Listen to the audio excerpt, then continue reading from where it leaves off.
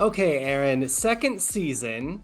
What's the thing that you went, oh, I'm going to do that differently next time? I probably should have done that with more, but I haven't really. I think mostly at least with the new girls, I wanted to give them the benefit of the doubt and get to know them before judging. I think that's the smart way to approach it. I also appreciate that you are Okay. the only one in the opening credits holding the apple old school style. Everybody else is doing something with it, and you are classic Housewives. All right, I like that. Okay. I'm glad someone noticed. So your approach maybe didn't change. Did you notice any changes in any of your friends coming back for a second season that maybe they were operating differently now knowing the game of the show? Honestly, no. I mean, I'd say that Sai was like doing a lot of work on herself because she realized she had pent up anger that she never dealt with. So I think that was really good. But everyone's really the same. So maybe changes for the better versus changes for the worse, as it can be for some other. So yeah, I think it's been changes for the better. Yeah.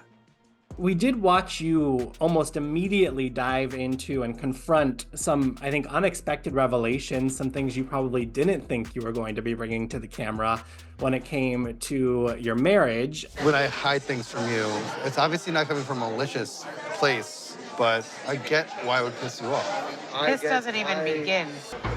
Oh. And then that spiraled into learning about all the other that you've been hiding from me. How did you feel about that all airing out on television ultimately? Well, I have to give credit where credit is due. Abe and I got in that little tiff at Serendipity. What are you being like rude to me now? Because I don't like when my words are being controlled. That's how it feels sometimes. And later that night, he was like, babe, if you want to open up about what we're actually going through so you don't look like a crazy bitch, we can do that. And I was like, if you're comfortable. And he's like, he said, look, this is reality. We're not perfect. It's okay not to be perfect. And I'm comfortable with opening up. And hopefully that inspires another couple that's going through like avoidant type issues to do the same. That puts in perspective to me what happened there, because it did feel like you were speaking in code to start.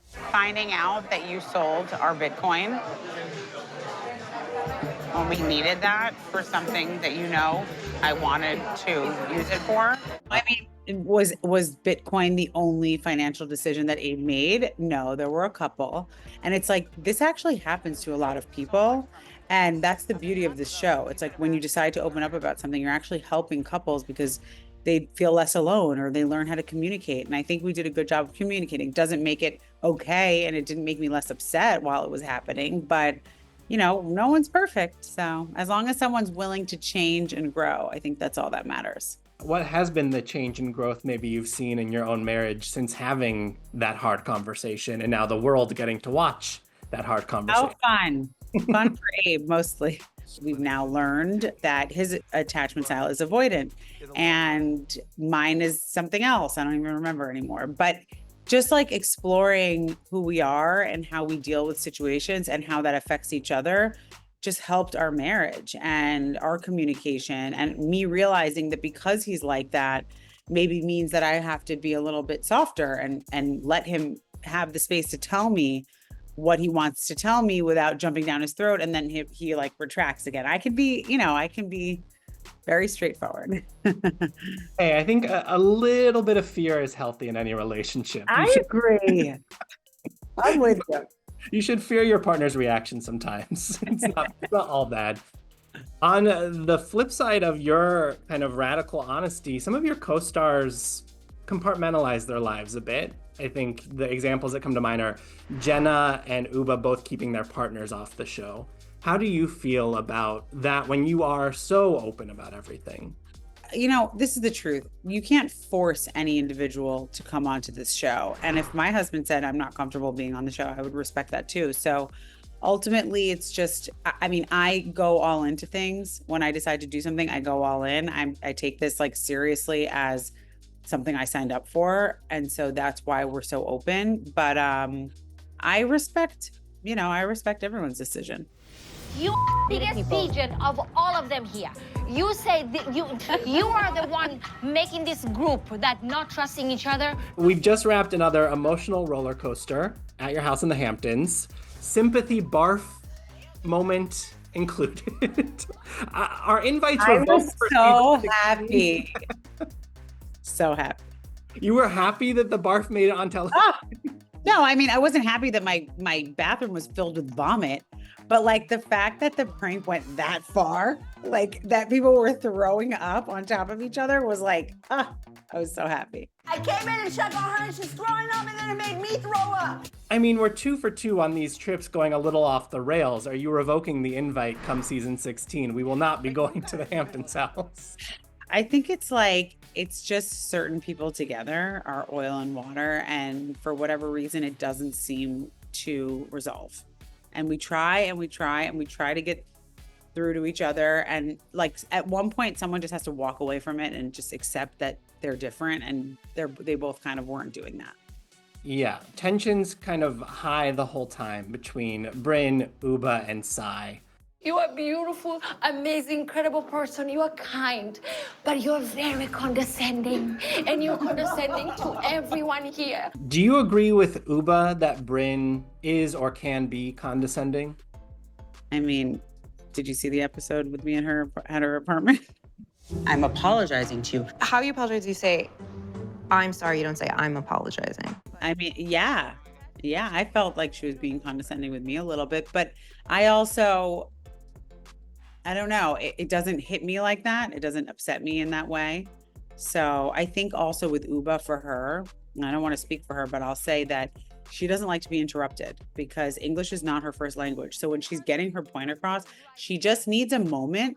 And like, I know her well enough to know to give her that so that she can fully flesh out what she's trying to say. And when she's interrupted, it just throws her off. And I think that's what she was trying to explain.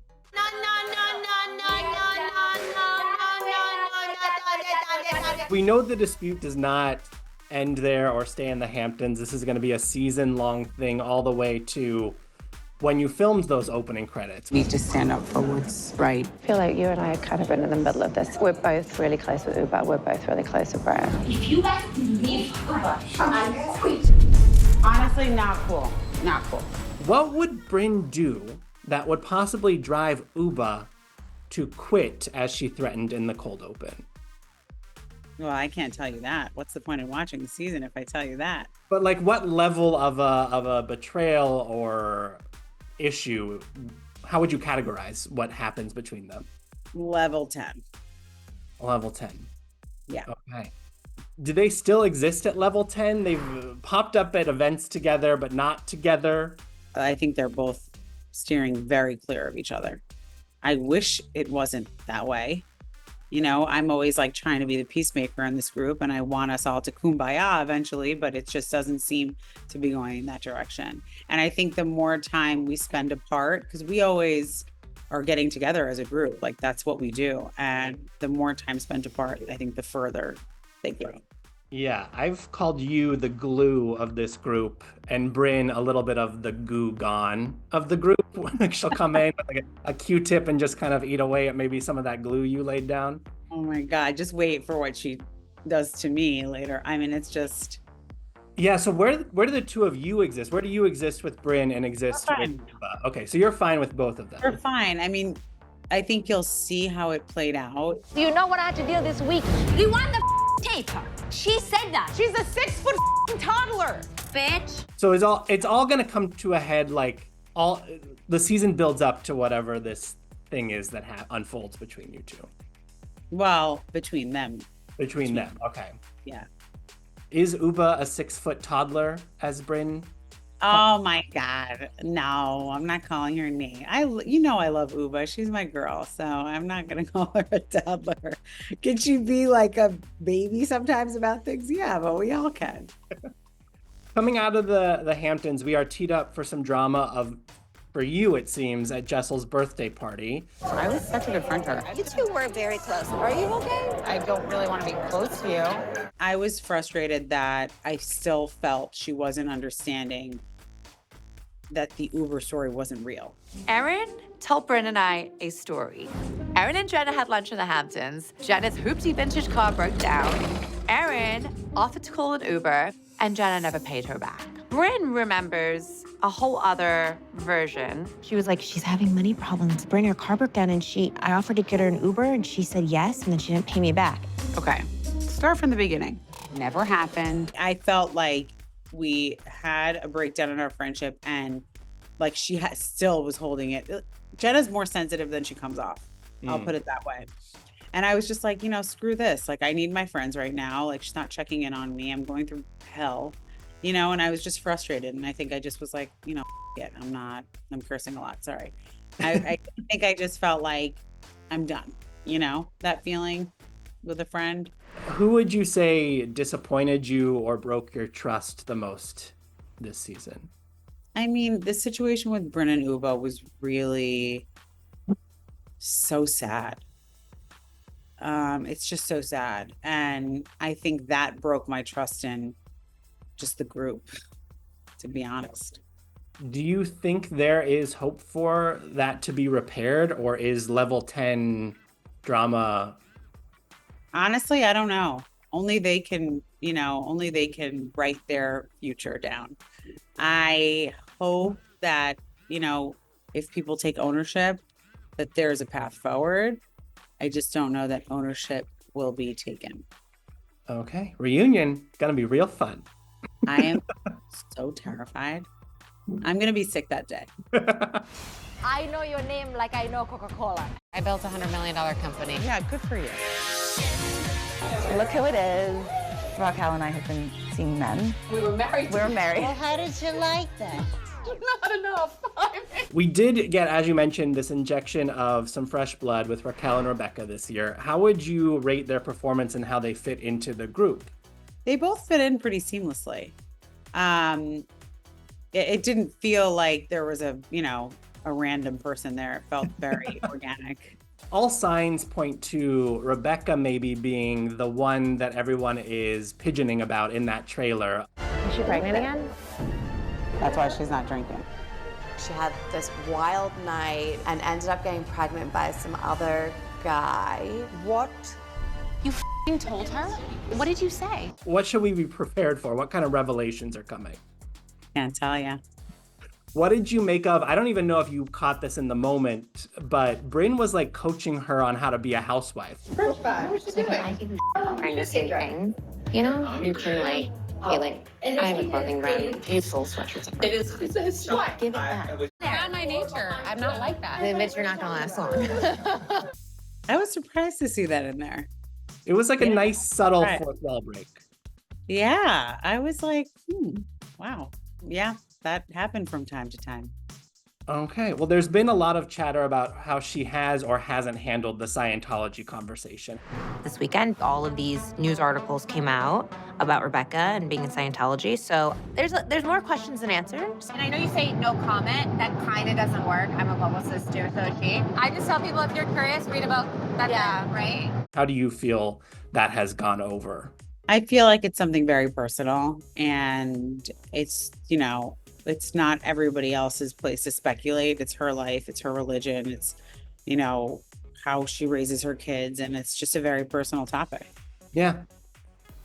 Something that frustrates me week to week watching is the ghost of old RHONY for some reason hangs over some of the viewers. Yeah. And they cannot let it go. So what is your message to those who feel the need every week to, instead of just, get over it? Because they're going on and on. Stop watching us. You hate us so much. Just stop watching us. Like, come on, get over it. And they're not going anywhere. And I'm obsessed with them. I've gotten to know them better. And I'm obsessed with Dorinda. I think Luann I don't understand how she's aging in reverse. I think they're all great. Well, maybe season 16, you'll take a little Berkshire's vacation and we'll get a Dorinda pop in. I would do that. Yes. I would be remiss not to acknowledge the tough moment you're walking through right now. Your dad has just passed, and this is such a loaded question, but how are you and your siblings doing? I mean, not great, but it's better to be distracted for now and just not talk about it. It was kind of kismet this episode, though. You guys do FaceTime your dad, and so there's what does it mean to you have those moments memorialized of him? The world got to meet him. Yeah, I mean, it's nice, but it's incredibly hard. And that's what I did all the time. I FaceTimed him. I called him 25 times a day. I mean, he was my like best friend. So I can't even. Yeah. It's Okay. just- Well, I will not pick at that you. wound. It is just I can't like when life happens. It's like when it rains, it pours. This happens coming just as you've helped your mom through cancer. Last summer, my mom was diagnosed with breast cancer, and she's right now in her 3rd week of chemo. How is she doing? She's doing great.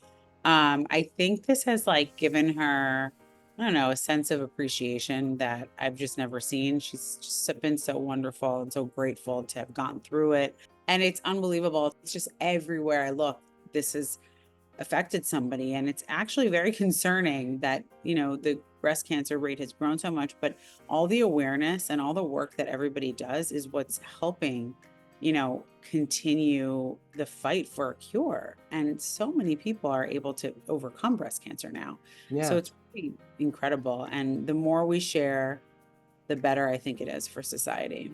Totally. Got to keep talking about it. When we stop talking about things is when people stop caring about them. And I made that a point this season. So you'll see some other important things that I talk about that I think are going to be impactful. Okay. My final question for you. Is it really that offensive to be called Staten Island? Okay.